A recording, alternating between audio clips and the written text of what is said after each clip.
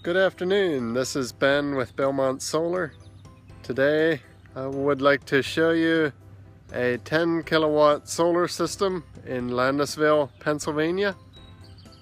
This is done with the Winneco modules and SolarEdge system.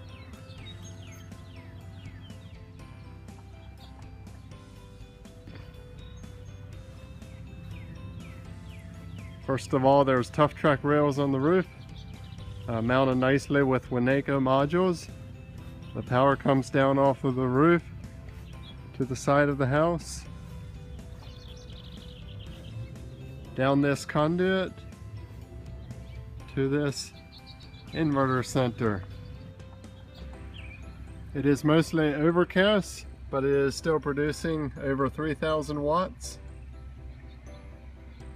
So the power comes down off of the roof through this disconnect to this inverter, which turns it into power that gets used in the house. This is a meter showing what it has produced and also what it is producing right now.